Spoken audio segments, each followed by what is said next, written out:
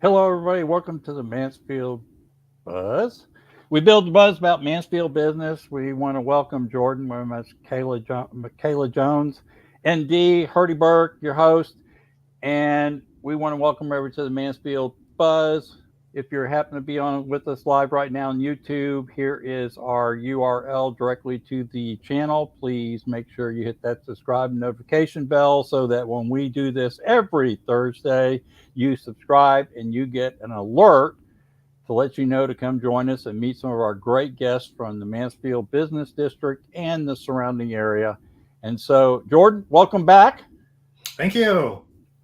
Michaela, welcome to the Mansfield Buzz today. We're glad to have you. Hi, thanks for having me. Hey, and Jordan, we found out in our interview that we have a techie on here, that disguises herself as an ND now. Okay, and she's all set up somewhat better than we are with her background and lighty kits and everything else. So, but no, we love that. And today we're going to talk about living naturally for life, which more and more people, Michaela, as we get into your questions here in a minute, are getting more serious about holistically and finding different ways to take care of themselves and trying to stay healthy, right, and fit. It's something, especially when you get older, you start thinking about it. So we want to welcome you to the show. We're also on the Mansfield group page is Mansfield Buzz, so you can check us out over there. We're also streaming live there today. So, Jordan, let's introduce our guest. Yes, our guest is Michaela, and you're an ND. So before we get started, I mean, I'm familiar with this, but not all of our guests might be. Could you tell us what an ND is? Sure, yeah. So, an ND is a doctor of naturopathy. I actually classify myself as a traditional naturopath. So, a naturopath is basically an alternative, what is considered alternative these days anyway, an alternative practitioner that uses natural means and remedies and techniques and tools to help people to heal their bodies naturally. So our bodies have their own innate abilities to heal themselves. So a naturopath is basically a person that's a guide to kind of help a person do the things that they need to do so their bodies can heal themselves. So that's basically what a naturopath does. So That is awesome. So does that mean I can't just pop a pill and fix everything? that's true. So I will preface this by saying I am not anti medication. I am also not anti medical. There's a place for it. However, I personally believe that a person should try to take care of things naturally before they pop that pill. So, Or at least get a second opinion, right? Or at least make sure, yeah, check with your doctor. Natural stuff is good. Yay. Yeah, and that takes me to our first question, which is all centered around inflammation. There it goes. And that is one of those things that I love about the naturopathic path. You know, inflammation is something that not everybody, it's becoming a little bit more of a buzzword, but not everybody understands it. And so I love it if you could tell us a little bit more about, what inflammation is, what is it, why should we care about it? Why is it a nature of concern for us? absolutely, absolutely. So, chronic inflammation is actually one of my passion projects. And as we talk today, you'll understand why. Um, the first thing about chronic inflammation, in order to understand what chronic inflammation is, you need to kind of understand what inflammation is itself first. So we'll start there. So, inflammation in itself is not necessarily a bad thing, okay? Because inflammation is basically the body's mechanism for healing itself. I used to do a presentation a lot that was called Inflammation, the Good, the Bad, the Ugly. And yes, I would play the whistle tune, and it was always really fun to see who would all would recognize it and everything. But so inflammation, it has a good, it has a bad, and it has an ugly. So the good part of inflammation is those tools that the body needs to repair itself. That's what we call acute inflammation. That's the good. Okay, so our bodies need that when when you cut yourself, the swelling around the cut, that's inflammation, but that's when the body is mobilizing all of those tools that it needs to repair that particular area. Now, what's supposed to happen is that when it's done, that inflammation is supposed to go away. So chronic inflammation is what happens when the inflammation hangs around after it's healed what it was supposed to heal. So you can kind of think of that kind of like a construction zone. It's like you're trying to build something. So you bring in all the bricks and the wood and the nails and everything. You get your structure built, but then you leave. And you leave all of the stuff just sitting there. So you're walking around and you're stepping on nails and everything else because you brought all these tools in to build the structure.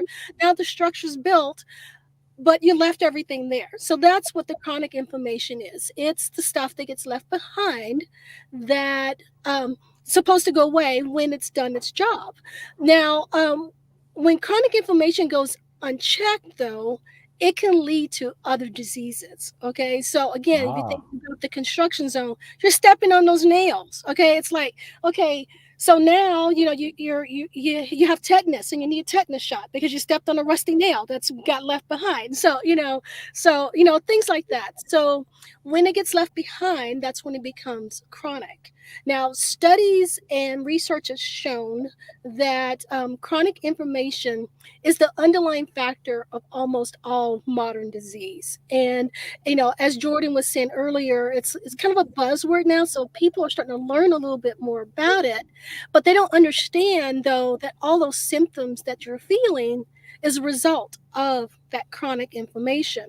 So being able to manage and keep that inflammation under control can not only benefit our current health, but our long-term health as well. Gotcha. That is awesome. And so now you got my attention. I'm like, okay, inflammation is bad. I get it. But how do I even know, that I'm experiencing this? Right? Like, I know for myself, and I can speak from experience, I developed a gluten sensitivity. Not quite an allergy, but definitely a sensitivity. And I had a lot of digestive issues. I cut it out just because I wanted my digestion to get better. And I lost 20 pounds in a month, Yeah. Mhm. which is insane. And from what I understand is because I was chronically inflamed, Mhm. that I was actually carrying all this extra water weight because I had this inflammation coursing my whole system. Once I took out the stressor, then it went away and suddenly I'm 20 pounds lighter, which is just wild. Like 20 pounds in a month is crazy. But like I didn't know. I just sort of like stumbled in by accident. So what are some ways that people can know that they're actively experiencing this, especially if they've been inflamed for so long, they probably can't tell the Right. difference? Right. Yeah. So actually, one of the first ones you just mentioned, excess body weight, that is generally going to be a sign of inflammation. I would say probably 90% of the clients that I've dealt with that have needed assistance with releasing extra weight, there was an inflammation component of some sort that needed to be dealt with. So excess body weight is definitely one of those signs. Also, symptoms like regulating blood sugar, inability to regulate blood sugar, brain fog, memory issues, headaches, joint pain, excessive fatigue, allergies, skin issues, and any type of itis is generally a sign of chronic inflammation. So colitis, arthritis, any type of itis is generally going to be inflammation.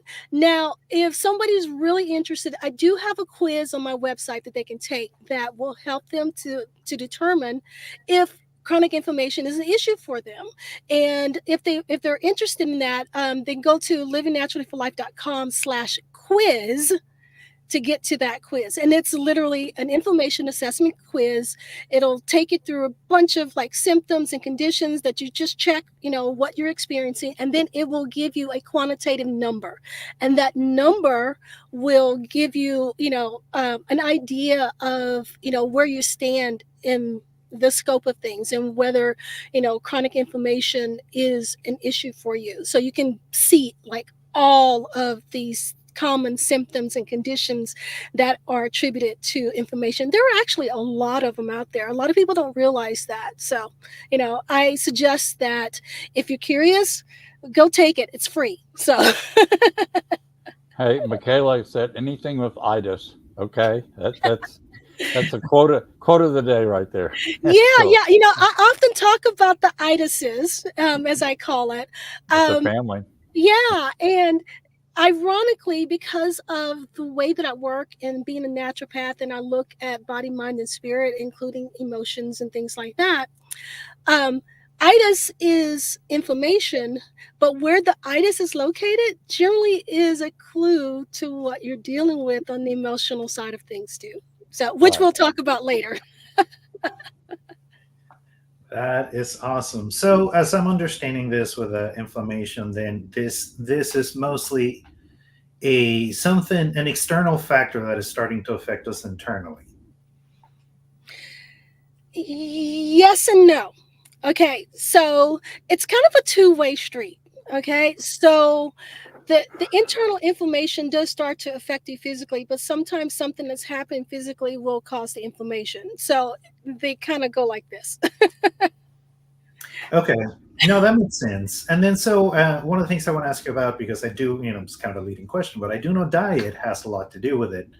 And you mentioned, like not regulating excess body weight and unable to regulate blood sugar. So I immediately started thinking of Twinkies and things like that, processed food, basically That's a anything in the that's a great food group. Leave Twinkies alone. Come on.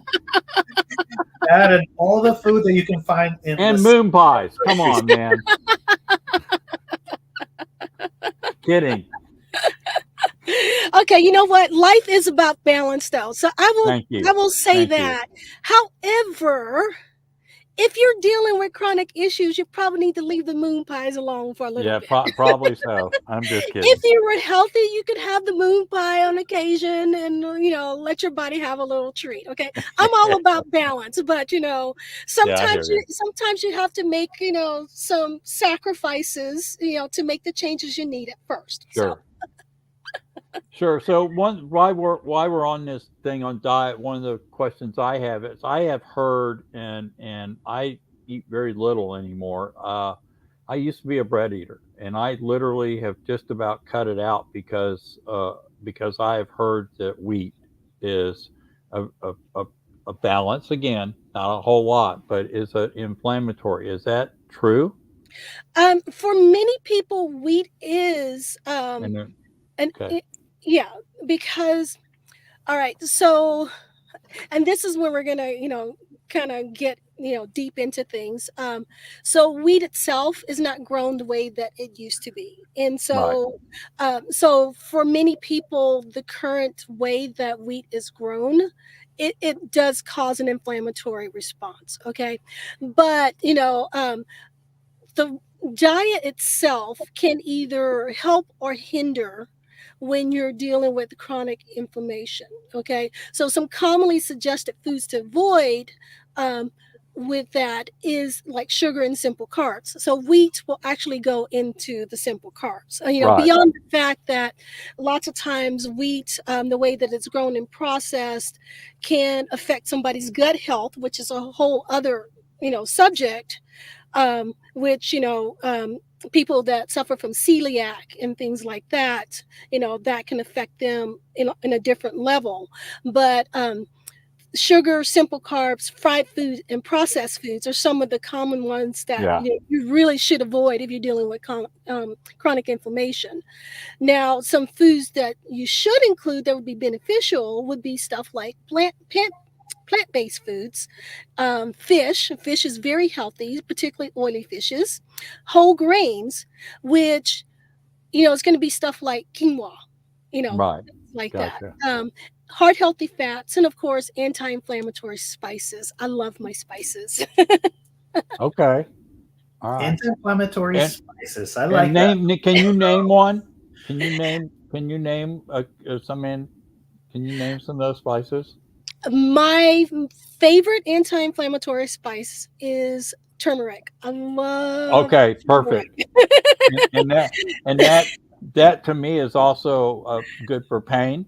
Yes, Yeah, it's a pain reliever, natural yes. pain reliever, which is awesome. I was hoping you would say that because a lot of people don't realize how good that is for you. They should be taking that as a supplement, in my opinion. Yeah, But turmeric is I love turmeric it can be used as a supplement, but it can also be used as a cooking spice. So it's Right, like, exactly. it's, so I love turmeric. It's one Dump of it my on. favorites. Yeah. Yeah. Okay, good. That is awesome. Yummy food to eat. So, then, like, so we talked a little bit about, like, some foods are going to exacerbate it, some of it is going to alleviate it. We talk about, like, the wheat and those simple carbs can make it worse. And then I'm assuming, like, slow carbs and a little bit things more rich in fiber, like fishes, can help you. Any other things that we can sort of like pivot to, like focus more on like, let's eat more of this to stay on the positive side of things? Oh, yeah, yeah. I mean, obviously, you're going to want nutrient dense foods, what I call nutrient dense foods. Okay, so you want foods that have lots of nutrients in it. So like green leafy vegetables. So it's like as many of the green leafy vegetables that you can put in your body, the better. So it's like, I know a lot of people, they turn a nose up at it. But if you do it right, which is part of what my book is about. You can eat all of that healthy stuff for you and it actually tastes good, but stuff like kale and spinach, those are going to be your nutrient powerhouses. Quinoa, I love quinoa. It's a really good whole grain, but it's also full of lots of nutrients, and it's actually a very good source of protein. A lot of people are always talking about protein, protein, protein. Where am I going to get my protein if I'm eating mostly plant-based? Well, a lot of people don't realize that you can get protein from foods other than just meat. Right. So I'm all about putting in the nutrient powerhouses.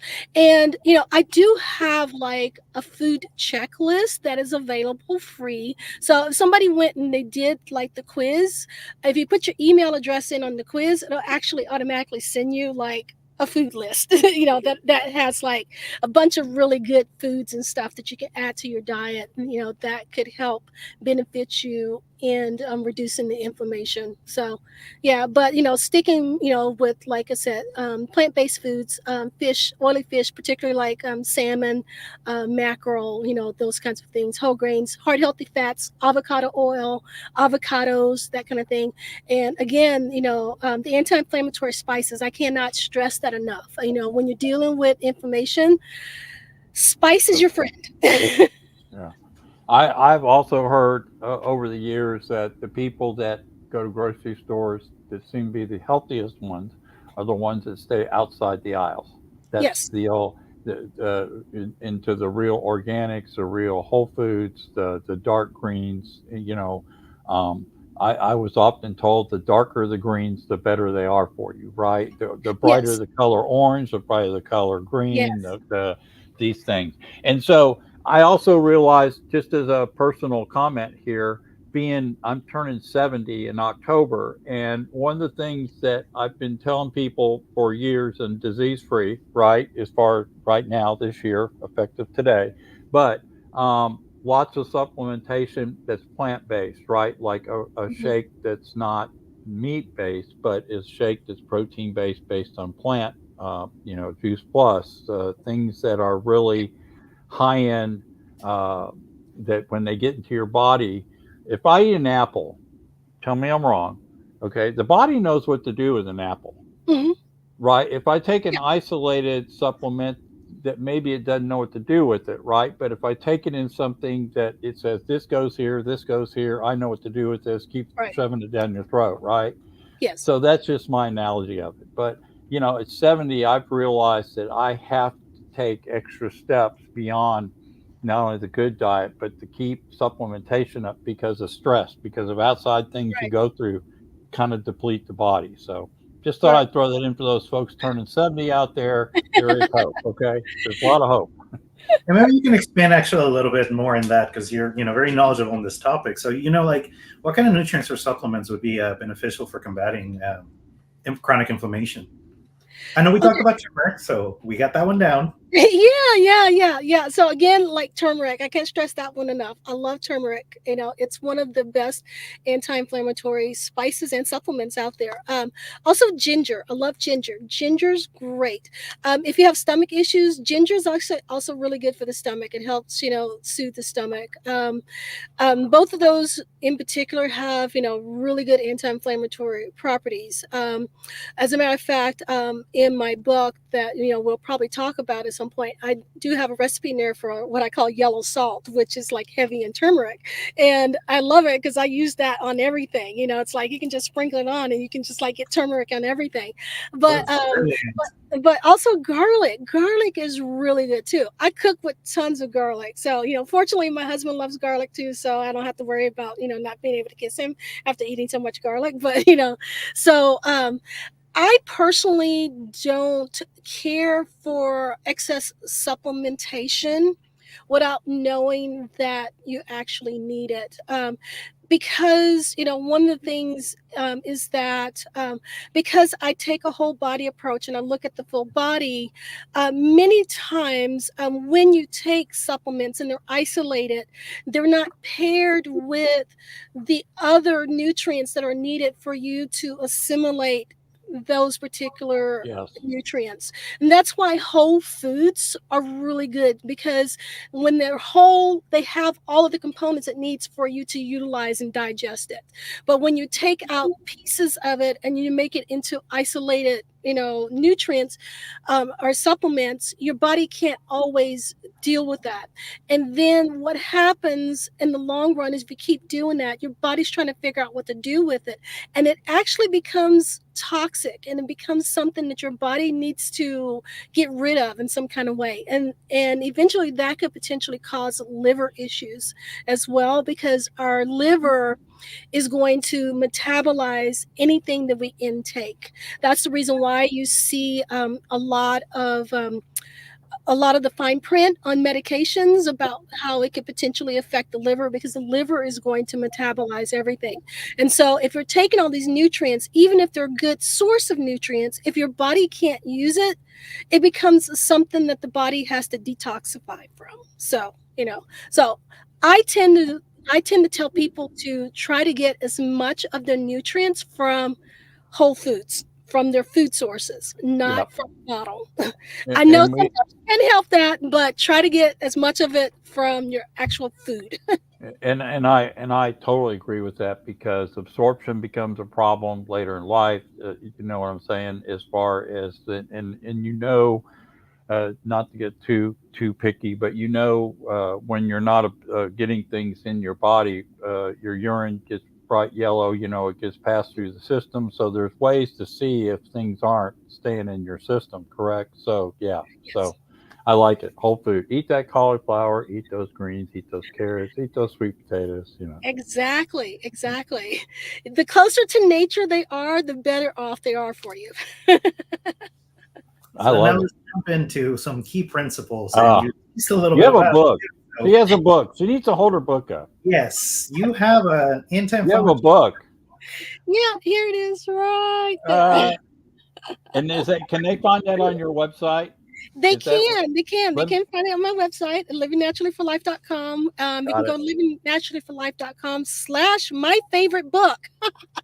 Okay, so everything's a slash. The quiz is a slash after Yeah. .com. The book, your radio show. We'll talk about that in a minute. But anyhow, super. Here's our website, gang. So go check that out for sure. All right, So Jordan, go share ahead. Yep. some of your key principles that you have in your book. Tease us a little bit about it. All right. So the overall key principle of my book is that you can eat healthy food that tastes good without feeling like you're depriving yourself. Okay. So my book helps people to take control of their diet and learn to make tasty, fun foods that won't derail their health. Um, so one of the biggest complaints that I had from clients throughout the years have been how they miss this or that food. And so I would often like take their favorite recipes and I would adjust it for them in a manner that would allow them to still have that food, you know, where it wasn't working against them but working for them. So this book is basically based on that work because I was trying to bridge the gap between, eating healthy stuff and also being able to, to have the food that you like. Because I feel like if you like what you're eating, you'll keep eating it. Just like the junk food, it's like you're eating it because you like it. I get it. I understand that.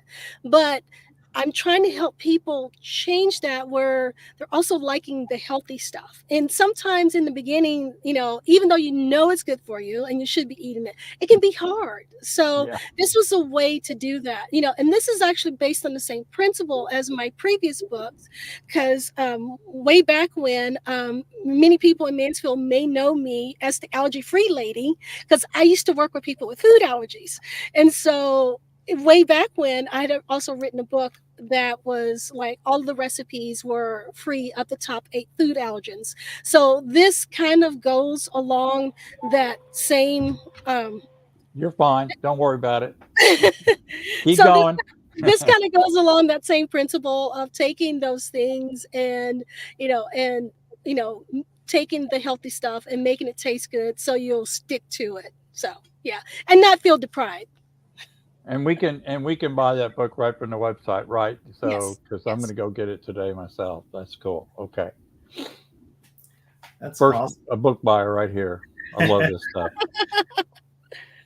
So then we've talked, we touched up on diet, which is very important. It's a very big component, but you also talked about it a little bit earlier too, that it is not the only factor of inflammation, Right. right? So lifestyle and including stress management and sleep can impact inflammation in the body. And this is something that I think probably most of us can tell to some degree that when you're really stressed, like you can feel it in your body, but I don't think we understand just quite how like harmful that can be. Yeah, yeah. So, diet is just one part of it. And that's the one that a lot of people know of because there's like a lot of anti-inflammatory cookbooks and diets and everything out there. But so in a nutshell, inflammation itself, in essence, is the body in fight mode. Okay, because it's the body trying to heal itself. Okay, so it's like sending all the little soldiers in, fighting off the infections or doing the repair and all that stuff. So, inflammation itself is the body in fight mode. Stress is modern day fight or flight mechanism. Okay, so except way back in the caveman days, it was you had to be able to either like run from the saber-toothed tiger or be ready to kill it. So nowadays it's just everyday life and traffic and everything. So it's stress, but in a different form. So stress itself is also a fight mechanism. Okay. So, what can happen is if you're already dealing with inflammation, chronic inflammation, your body's in fight mode, you add extra stress on it, it's more fight mode. So, basically, the excess stress can overload the body because you have limited resources. Your body can only do so much at a time. Likewise, though, another thing that goes along with this is also being able to get adequate sleep, because our bodies does most of its repair work while we're asleep. Okay, so that's why you have to get sleep because our and then we're getting ready to go down the rabbit hole here, but we all have these cycles. Our bodies have cycles where certain organs have downtime at certain times of night in order to do their major repairs. And so, if you're not sleeping properly, your body never really gets to go into that rest mode to make the repairs that's needed. And then it, in turn, will imbalance that particular organ later on. So, some other things that could be very important in managing inflammation along with stress management is also sleep. Management as well. But I will also add to that is the importance of managing your emotional stress as well. And this is where I differ from a lot of practitioners because I look at, as part of my whole body approach, I often look at what's going on emotionally for people as well. That's a piece that's often overlooked. And basically, all physical symptoms have an emotional anchor. That's what I was talking about earlier with the itises. The location of the itis will tell you kind of I what's love going that. on. And that's kind of where I help people connect those dots, because if you know how to listen to your body will tell you what's going on, but you got to know how to listen to it. So I also look at the emotions. Are there emotions that are causing the physical issue or contributing to the physical issue or because of the physical issue? Because sometimes you have to deal with those emotional components while you're also dealing with the physical components as well. So it's You're all right. Hey, I'm glad it's you and not me this time. that never happens to us, Jordan, does yeah. it? Oh my gosh, that's crazy. All right, hold on. You're fine. You're fine. You're fine. We love it. No, did we lose her? Uh-oh. You're fine. So, Herdy, how many hours do you sleep a night? Um, we usually go to bed about 9, and I usually wake up about 4:30. Oh, yeah, you wake up really early. Well, the dog likes to go out at 4:30, and then I take him for a walk at 5. Let me get her back in here. No, so something went bonkers on her end, didn't it? So that's cool. So if she wants to log out, if she can hear me, she can always go back and click the link again, and I can put her back in the queue. It's no big deal. So yeah, so all this stuff she's talking about, there she is. It's good. You're there. You're back. Okay. Woo! It happens. It's all good. Oh gosh. Okay. Sorry about that. I've had that happen on my radio show when people their call would just totally drop, and then I'm sitting there going, "Okay, what happened? What happened? What happened?" It's like, We're okay, well, we're we're just gonna sit here. It's kind of what happens with the live show.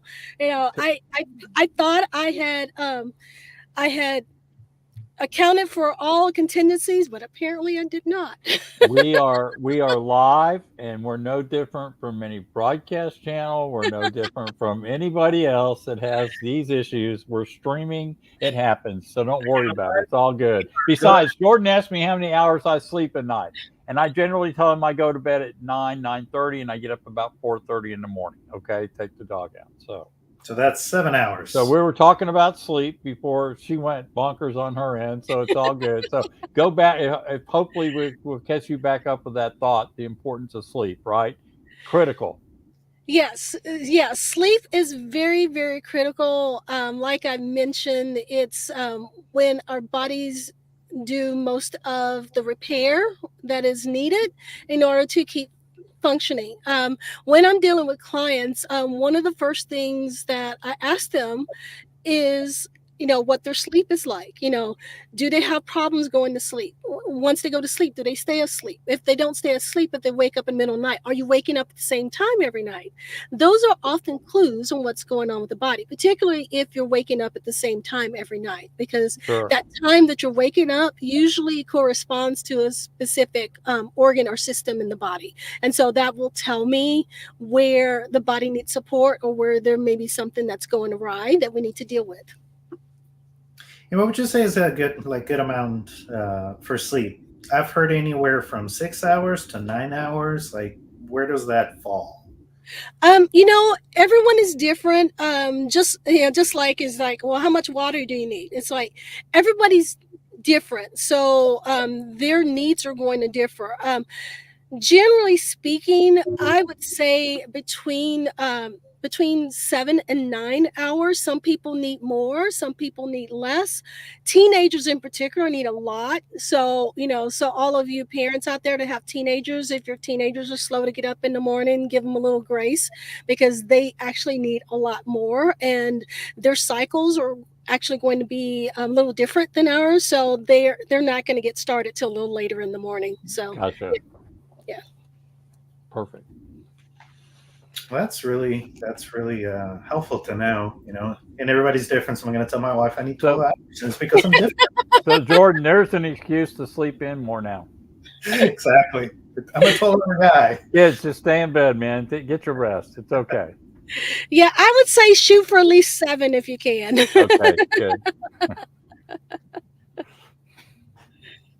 Okay, to switch it up a little bit and go back to the root cause, right? Inflammation. What are some misconceptions people have about inflammation and its effects on health? For one, we know it's a very buzzy word, so everybody now is just blaming it for everything. Yeah, yeah.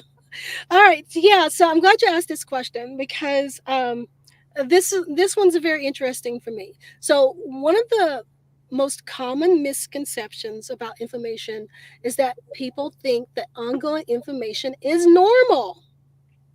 It's like, oh, I'm getting older, so that's normal. Or, I hurt my elbow, so I have tennis elbow, that's normal.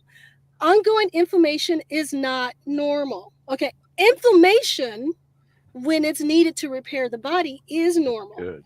but ongoing inflammation is not. Okay. There are so many anti-inflammatory drugs and creams and supplements out there that many people just think that's just kind of the way it is. And, you know, but it's not.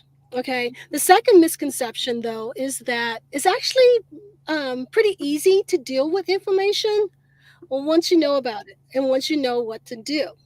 Now, easy as in it's simple, but maybe not so easy as you got to do it. So, but so those are the two most common misconceptions there, I think, because, like I said, there's so many drugs and creams and pills and stuff that everybody just thinks is normal, but Hmm. it's not. And one of those things that I've heard too, that I'm curious to hear your take on it, is sometimes people, when deal with chronic inflammation, will take chronic and will be chronic about taking anti-inflammatories to keep the inflammation in bay, and that ends up backfiring. So one of the most common the common ones that you hear about is either Tylenol or Advil, Ugh. which ibuprofen, and They'll just doing kill you. that to turn off your inflammation, right? Because inflammation is bad, so turning off therefore must be good. There's a bigger story there, so I would love to hear your advice on that. Yeah, okay. So, yeah, there's a lot of anti-inflammatory drugs out there, and yes, a lot of people will talk about taking a Tylenol, this, that, and the other. The thing is that those don't actually deal with the cause. They just mask the symptom. And you really kind of need to deal with the cause if you want to be healthy. Okay? Because only thing you're doing is just putting a band-aid on it. You're Mhm. not actually dealing with what's causing the inflammation or what do you need to do to get the inflammation under control. You're just dealing with the symptoms of the inflammation. And what happens though is that if you don't deal with the root, you will start to develop even more symptoms. And as you develop more symptoms, those symptoms can lead to more chronic health issues and diseases. So, yeah. Let's deep dive on that, because that is very interesting. The It's connection between chronic inflammation and those various chronic diseases, right? Like it, there is so many things that can just it can manifest in so many ways, and it like particularly like Yeah. really flare around in those areas. is scar tissue an inflammatory type chronic, or is that because the body had to heal itself? Like I broke my Achilles tendon completely in half in '97 playing sports, and they put me back together, but I had to get worked on for a year to get rid of scar tissue. But that pulp or the fascia builds up Hmm. around that scar tissue, right? And so Yeah. it stays stiff, so I have to work it, and I have to spell the alphabet with my foot to keep everything loosened up, even though it's been almost 20 years, right? Yeah. Yeah. So is that chronic and is that the chronic inflammation or inflammatory you're talking about? No, Kind of. not yeah, no, not necessarily. So, scar tissue is generally the remnants that's left behind from the repair. Okay. So, because when the body has been opened or invaded in some way, sometimes the repair um, it's never, Goes it's never, overboard. yeah, exactly. It gets Yeah. overzealous. Okay, Right. so you can kind of think of it kind of like, like you break what's the Japanese thing where they take the broken bowl and they put it back together with the gold. It's like the bowl is fixed, but you still see all the gold through it. Right. So but that being said, though, sometimes the scarring that's left behind, the scarring itself can potentially cause additional inflammation, depending on where it's located and what it's doing, and if it's pressing on anything, that kind of thing. So Okay. Gotcha. Yeah. I could spend all day talking to Michaela about this subject. So before you get into these three areas, these major areas where it can hurt us, where does gout play into this? uh, gout is a chronic inflammation. That one Okay. definitely. Right. Because it's usually in a joint. It's Yeah, painful. yeah, yeah. People that play sports like me, injured, sometimes will have this in my toe. It's very occasional because I try to watch my diet. But okay, I just wanted to ask. Okay. Yeah, yeah, that's definitely one of those chronic inflammation Okay. offshoots. Yeah, yeah. Huh. All All right, right. let's get into the big ones, right? Heart disease, diabetes, autoimmune conditions. These are All the right. most. Yeah, yeah. So what we'll go back to as I talked about at the beginning, inflammation, the good, the bad, the ugly. Okay. So the good is the inflammation that's needed for the body to repair itself. That's the acute inflammation. That's what is needed right then. It's supposed to go away. When it doesn't go away, it hangs around, it becomes chronic. Okay. That's the bad. Okay. When the chronic inflammation isn't dealt with, it produces other symptoms that leads to other diseases, which is the ugly. Okay, so basically, in the natural side of things, disease is, and I will stop and say this: I'm not a medical doctor. None of this is meant for medical advice. Okay, I have to put that out there for all the things that I do. Um, so disease is basically defined in the natural health realm. It's a collection of symptoms. Okay. So once you have enough symptoms, it becomes disease. Okay. Chronic inflammation is often the cause of those symptoms. Okay.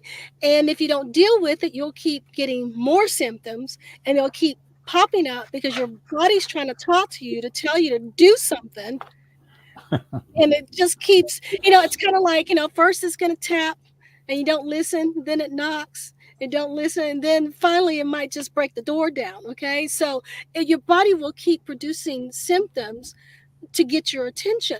So here's how all of this, kind of connects. Okay. So for instance, we'll talk about diabetes because a lot of people, know about diabetes. It's kind of out there. So one of the symptoms of chronic inflammation is the inability to control your blood sugar. Okay. So it's difficult, when you eat the sugar, you eat the carbs to kind of, get the right amount of insulin. Okay. Eventually, the inability to control your blood sugar could potentially lead to insulin resistance. Okay. Mhm. Then, eventually, if it keeps going, that insulin resistance could turn into full blown diabetes. Okay. Which could, potentially lead you to having to take, insulin shots, and other kind of things. So it started with just this very small inability to regulate your blood sugar. Then it turned into resistance, and then it returned into the body just could not produce what it needed to in order for you to, to digest and, live healthily. So that's kind of how this kind of ramps up and it gets connected. So obviously, um, if you don't want to be on the medications and have to, provide the body with additional support like that, it would be in your best interest to try to get to the root cause of it and deal with that root cause, which is that chronic inflammation, in order to allow the body to heal itself and be able to function normally. So that's, where I come in, and this is the reason why this is such a passionate subject for me, because I feel like a lot of people could live better and, without disease if they would just take care of themselves. And it's not that really that hard to do, but you just got to know what to do, and you got to understand that this is what's causing it. So if somebody's found, like, put two and two together, it's like, all right, I have some inflammation issues, but they don't necessarily know what's causing it. What would be a good way for them to start narrowing it down? Right? We've talked about diet, we've talked about stress. Is there anything else that they could kind of go down the rabbit hole? Uh, yeah, honestly, I would say, again, and it's not just about tooting my own horn, but I would say start with the symptomology. Start with the quiz, kind of see where that's directing you. Okay. Then if if it's looking like it's directing, that you have some moderate or chronic inflammation that is probably this underlying factor, then there are any number of things that you can do. Now, there are some medical tests that people can take, and I'm not qualified to talk on that. So if people are really wanting to look at that, they can chat with their medical doctor if they wanted to do those types of tests. But usually you can get a pretty good picture based on symptomology. And then once you have the symptomology and you know that this is an issue for you, and trust me, you'll know, you can seek the advice of someone who knows how to deal with it, and get those tools and those the things that you need to get that under control. Now, I particularly, when I work with clients, I not only help them adjust their food and the nutritional patterns, but I will also sometimes use homeopathic blends as well, which can also help bring the inflammation down on the physical side of things while they're working on getting the nutrition in order and things of that nature. Also, we'll do emotion release work with a lot of my clients, which helps them to also deal with it mentally and emotionally, which, by the way, inflammation generally points to some sort of anger in your life, whether it's past, present. Inflammation equals anger. It just does. Okay. Trust me on this. Okay. So being able to understand where the anger is coming from and being able to deal with it will help you deal with it emotionally and mentally, which will also help your physical body, because the body's going to go, it's going to follow where the mind goes. It's, you hear all the time about people who have been able to heal their bodies because they had a positive mindset. There is truth to that. Just like if you believe that, if you believe that you can't heal, you probably won't, because you have set up a mental block that says that you can't do this, so you won't. So sometimes it's very important to address all those issues. So being able to get a true working plan based on your symptomology and your issues and what needs to be worked on for you is going to be your best path forward, because again, everyone is different. So what works for one person is probably not going to work for another. This is one of the things that I talk about on the diet front of things. People are always like, well, I got, there's a diet for this, there's a diet for that, there's a diet for that, and then somebody's like, well, that diet didn't work for me. That's because everyone's different. So what's going to work for one person is probably not going to work for another person. So having a customized approach is always going to be your best bet. So that would be probably the biggest advice you give to somebody new to the anti-inflammatory diet, is just take a custom approach and don't just buy her book and hire her. that's what I would say to do, because you got to start somewhere, and you might as well start right. Why guess? I mean, Exactly. you got people who are professional in this field. Go find out what's going on and see if you can't deal with it through somebody that's got the experience and is trained in it.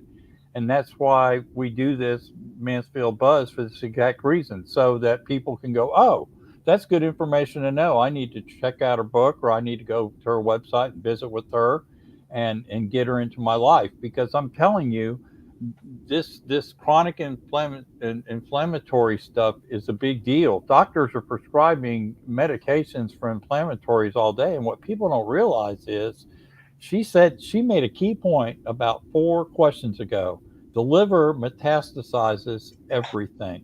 And because of that, right? I mean, because of that, you got to be really careful about what you put in your system, especially and it got to go see your doctor. You know, I always tell people your doctor is your number one place to go, right? But you can also use other people along with that to help you through the process. I always say get second opinions, go read, go research, go, ask your body what it's trying to tell you, and try to listen to that. That's another key point you made, Michaela, was listen to your body. Yeah, Now, I will tell you from playing sports all my life, playing baseball through college and stuff, as an athlete, you do learn to listen to your body because it's always was talking to you through lactic acid buildups and injuries and soreness and how do I deal with this and how do I get through all this, because it was always talking to you and barking at you, right? And you yeah, can only stretch so much every day, and you're still not going to get through it. So okay, right. so I've done my little speech, but go higher. That's what I say. Yes. And it's funny how, like we're all okay with taking supplements, right? Like everybody's now like hop on the supplement bandwagon, but Wow. rarely do people think of your health as a taking a supplemental approach, right? Like it's either a doctor or a naturopathic doctor or a chiropractor, like like one or the other. And it doesn't need to be like that. You can Yeah, always supplement your healthcare because you can have a team of people who are focused exactly. on helping you. Exactly, exactly. I always say I'm not anti-allopathic medicine. There's a place for it. Yes. You know, as my husband, often says, you can't heal a broken arm with essential oils. So, so it's like, Yeah. I mean, sometimes you need to have the cast, right? there's the extreme, right? There's people that say I'll never touch this or never do that, and then there's people over here that only do this or only go Yeah, do that. I think somewhere in the middle is the balance, and I yeah, think that's for you to decide. But the bottom line is everybody should be thinking about how the best way is to take care of themselves yeah, and exactly. use the resources around them to get that taken care of, right? So, Yes, shop out your doctors, shop out the people that like yourself that are experts in certain areas, and test them out and go through processes to learn about them. So, yeah, that I don't know. It's yeah. I'm every I'm Yeah, I'm very big on people advocating for their own health. So yes, it's like, and if somebody tells you that there's only one way to do something, or that you have to use them only, then they don't have your best interest. So yeah. run. All right, we got to wind down here pretty quick, Jordan. We got lastly. Oh, look at that, the last Yes. question. Son of a Last, gun.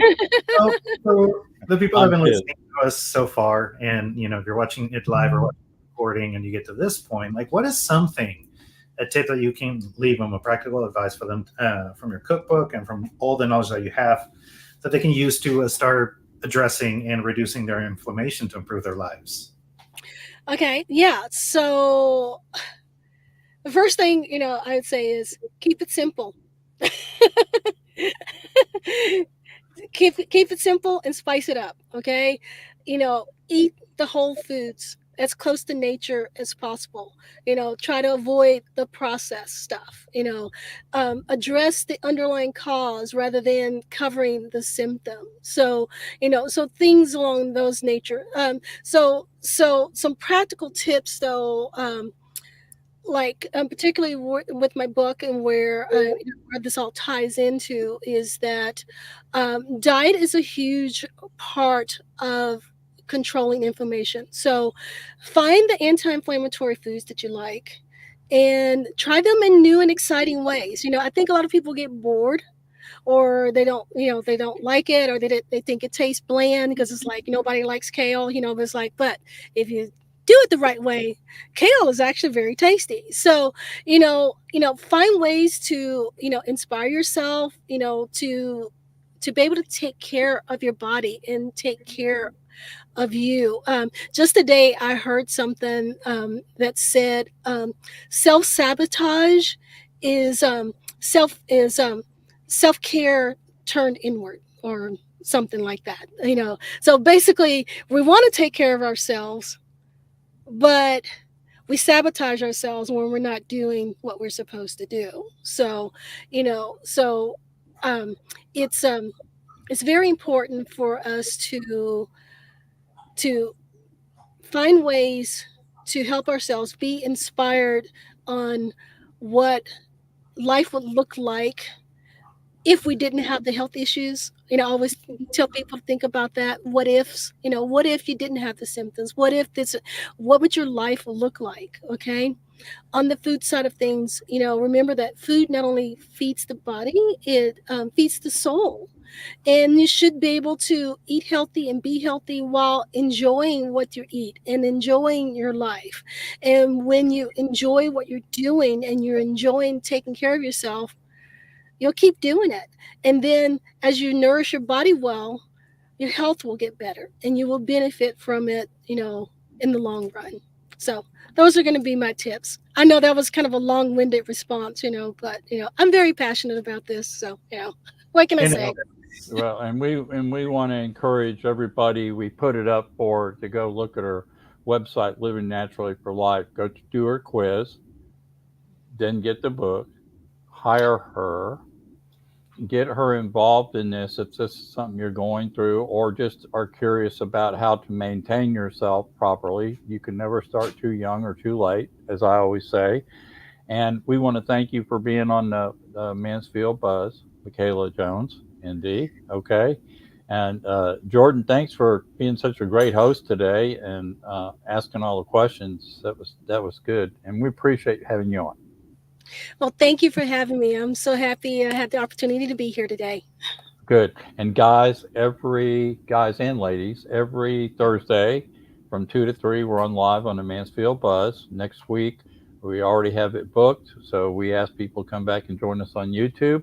Michaela will get the stream out to you here in the next 24 hours, but have a great day. And thanks for coming on the Mansfield Buzz.